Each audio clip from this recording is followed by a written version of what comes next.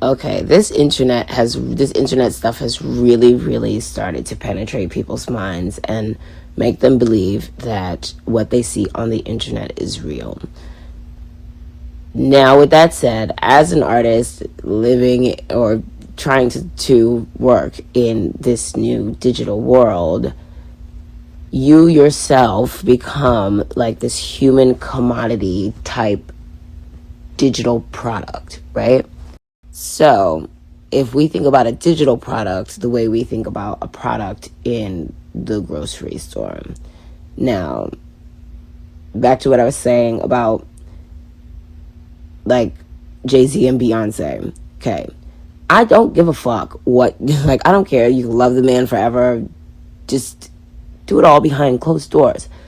Because the general consensus on Jay-Z and those, like, fucked up Clifford the Red Dog looking Basquiat dreads is that he cramps your style.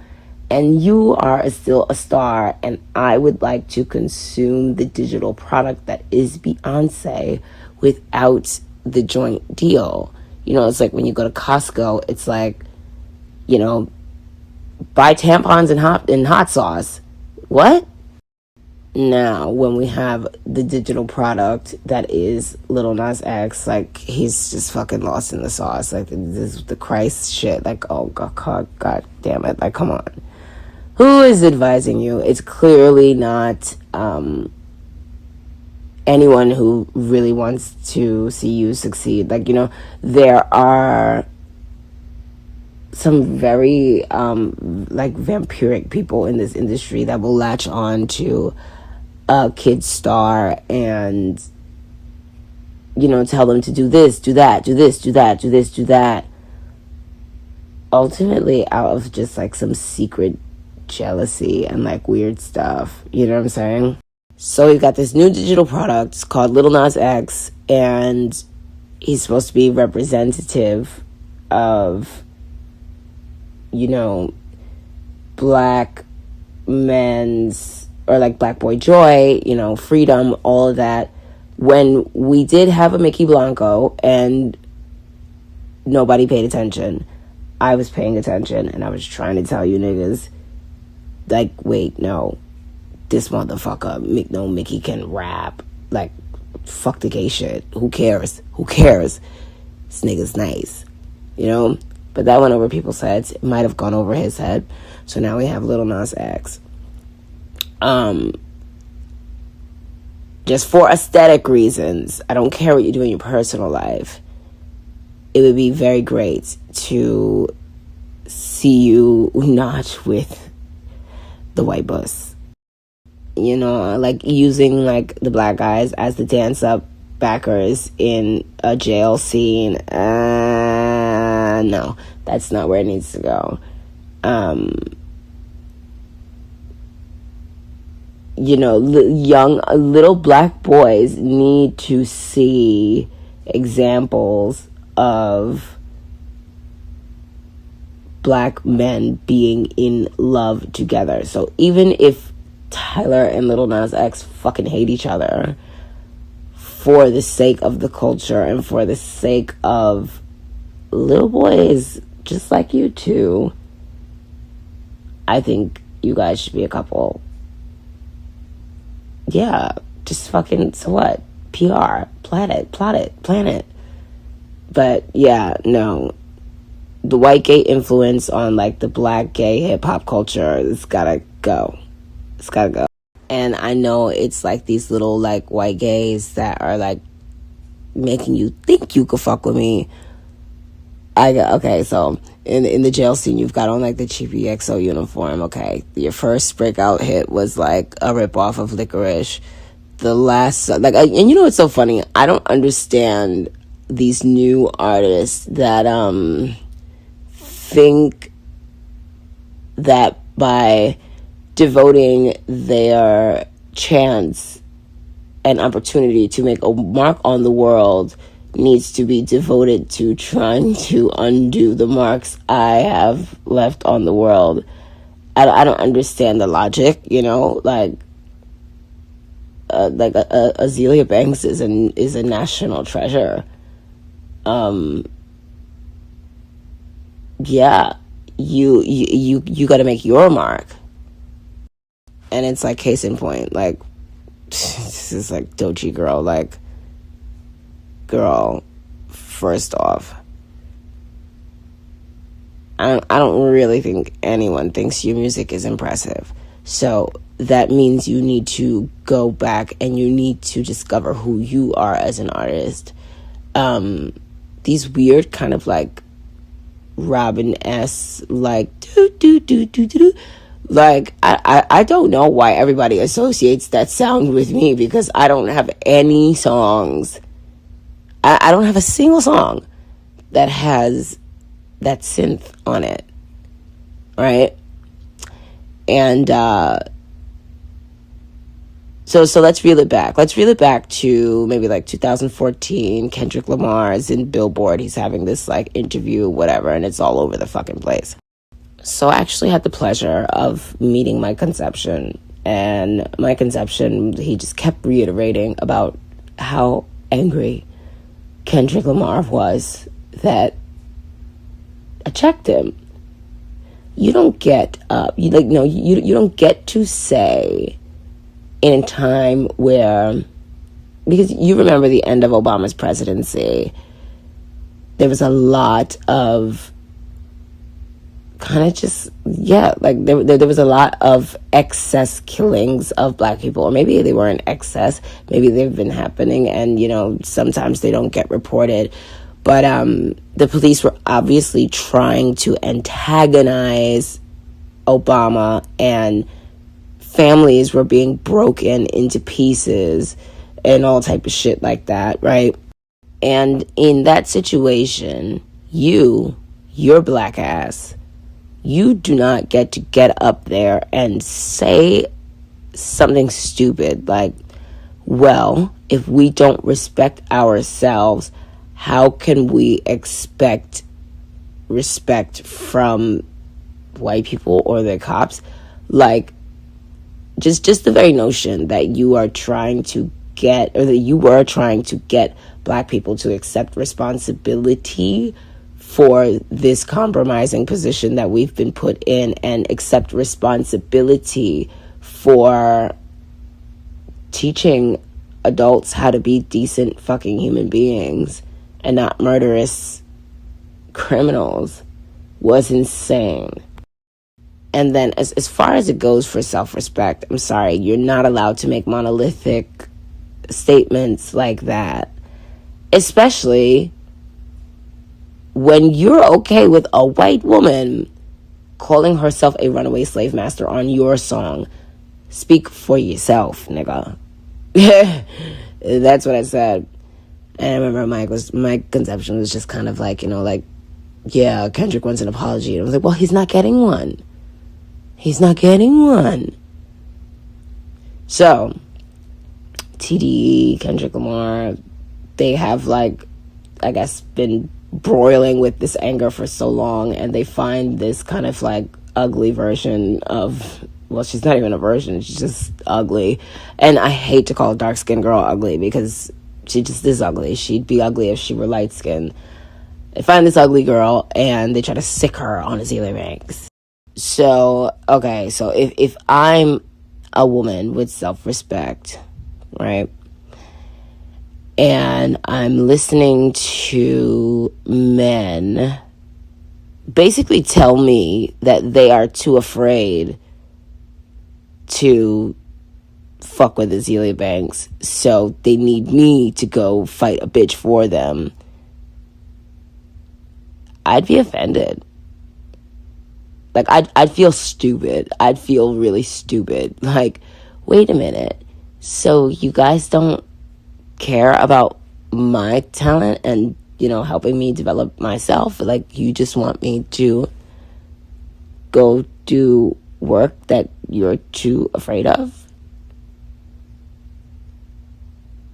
Like, yeah, sis, that's what's happening. They don't really like you. They don't really like you, girl.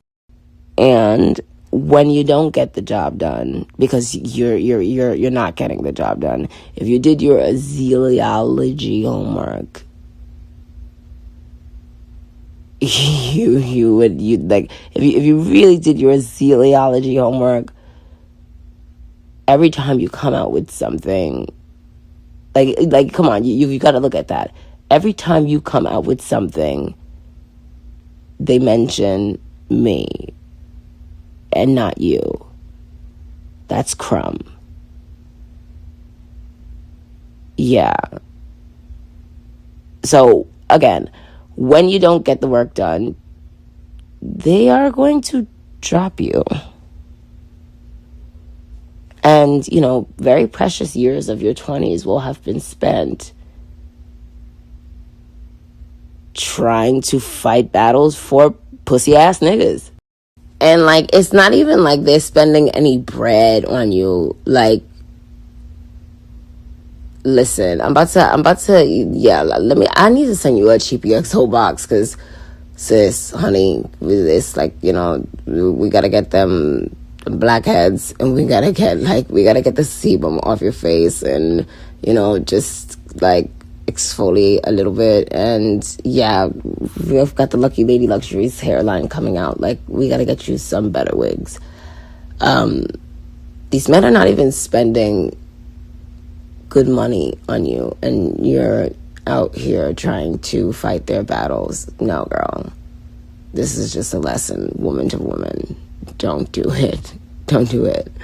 What you need to focus on, like, making a phenomenal song, because you're kind of already at a disadvantage being a Doechii in a world where Doja Cat reigns supreme. The whole swamp pussy thing, or a swamp princess, drop that.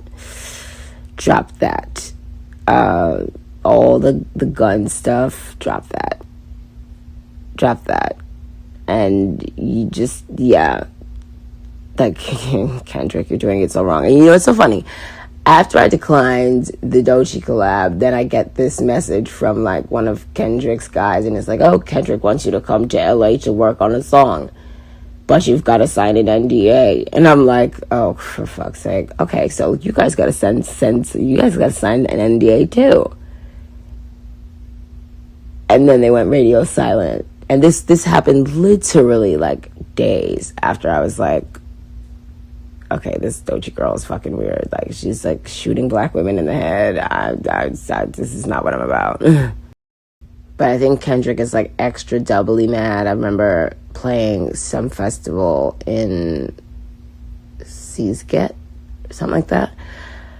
And my brother was like, oh, Kendrick Lamar wants to meet you. And I was like, okay, cool, yeah, bring him in, blah, blah, blah. Like, you know, my makeup's done, my hair is done, whatever. And I guess he was, like, standing in front of me for 10 minutes, and I didn't notice, because I did not think that he was that tiny. He was, like, really tiny. And, you know, when you're in show mode, you're just like, okay, yeah, blah, blah, blah. Like, fuck is my Mac concealer. You're just going ham. Like, and my brother nudges me, and he's like, is it Kendrick? And I look down, and I'm like, whoa, you're really tiny. Like, yeah, I think that was the beginning of Kendrick's, like, secret hatred for Azealia Banks. But I honestly did not mean it. I didn't mean it. I was just surprised. I didn't know he was short and shorter than me. I'm 5'2". So Kendrick's got to be like 4'9". And, you know, when they take the photos, you know, they might be, like, expanding his jaw and stuff like that, because he looked like a child. He looked like a baby. And I was kind of like, oh, and oh, shit. The trials and the fucking, like, trials and tribulations of Azealia Banks are fucking wild. But yeah, I don't care. And then, I mean, okay, JT, I was like really rooting for JT, but recently it's just been seeming like you're just like really vapid and weird. Like when I saw the tweet about I've been had tits on care credit, I was like, oh my fucking god, like what the fuck is going on? And I mean, like, no, like nah, Carisha and JT, you guys gotta get back together. I don't know what like fucked that up, but like I love the City Girls. Like I love the two of you together. Whatever beef you guys are going through is not worth like the fucking fun of the City Girls together. You know, as soon as JT hopped on that track with Nicki, I was like, oh god. And I mean, like, you're probably upset because you really should not have been on that track with Nicki. Like, it's like, who were those other girls on that track? Who the fuck is a fucking Akbar? Like, girl, you are like, you're an A-list celeb. You should not be on fucking tracks with like these bitches, and especially not for,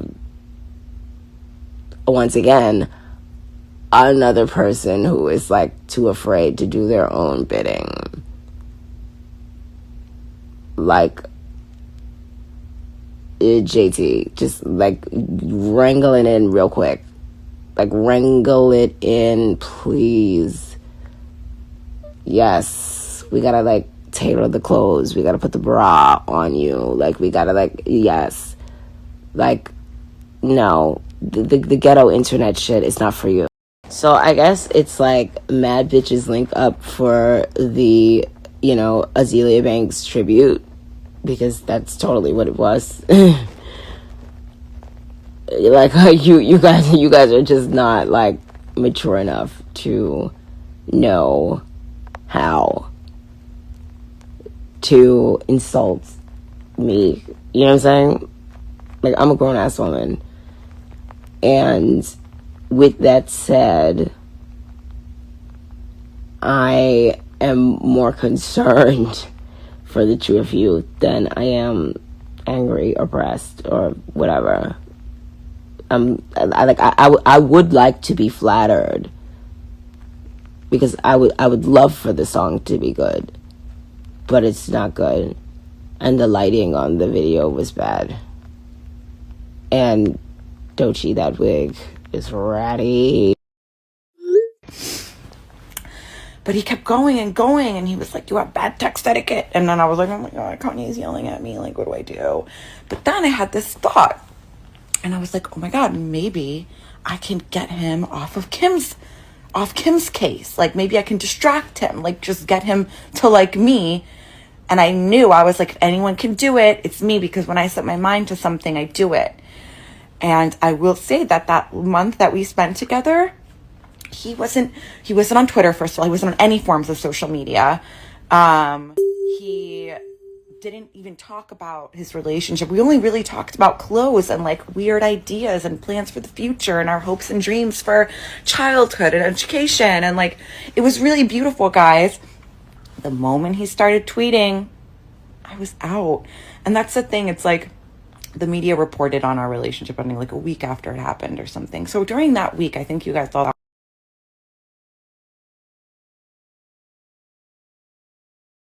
that's what I'm talking about. Give the girls pop culture. And yes, everybody in the hip hop and whatever that be online, like, okay, stop trying to other like Vogue music or house music or music that is made by a gay person as white people music or whatever the fuck. Like, cause actually no, those are all our musics. Yeah, you know. And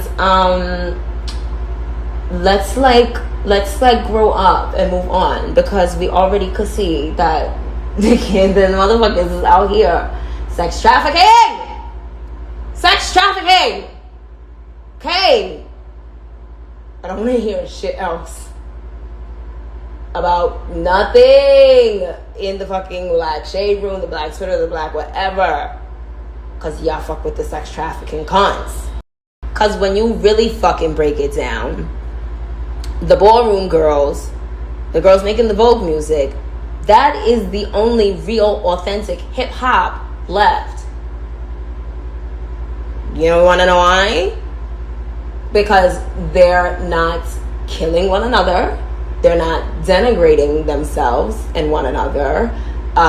They're doing it for the pure joy. They're doing it for self-expression, and they're doing it with no fucking backing, and they're still eating all your faves. They're still tearing it up. All these niggas sucking dick for a deal in a chain. Ha! Niggas was sucking dick for a deal in a motherfucking Marcenite chain. It still sound like shit. Ugh. And fuck all the fucking, who cares what you think about sexuality? That is some of the best music in the world. Why the fuck wouldn't black culture want to claim it? Why would we want to give that away? Why would we want to ostracize them? Why wouldn't we give them the platform?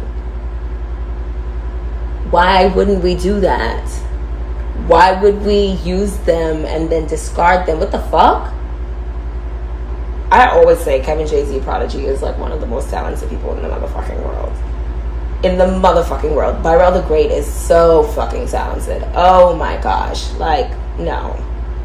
That's hip hop. It's black culture. It's not gay hip hop. It's not gay music. It's hip hop. It's black culture. Because they're black, bitches. Like, we're just not doing this. We're not doing this anymore. We're not doing this anymore. Like, okay, we already knew that all of y'all rap niggas suck dick. We already knew that. But now that it's gotten to the point where it's like, okay, you preying on the children and doing this, that, and the third, and those are the same motherfuckers that felt like, oh, I was bad for business, you know. But meanwhile, look at the type of shit they was doing behind doors. We're not doing this. We're not doing this anymore. We're not doing this anymore. We're not giving away our grades to like sit up with XYZ fucking white publication and basically, you know, jerk them to tears about being a black person. How does it feel to be black and gay? Fuck you. No, we gotta have more pride in our shit. It's no shade, it's all tea. But that Martha character and all that shit that they be doing, she got that from Kevin Jay-Z Prodigy. Like all of that, like animation and shit and all that stuff, that's from Kevin Jay-Z Prodigy. That's how you know low-key like Safari is like the super duper duper con. Ha! Safari was like, no bitch, do this. Like literally, Kevin Jay-Z Prodigy is the blueprint for everything Nicki Minaj that we love. You know what I'm saying? All the classic shit, all that shit.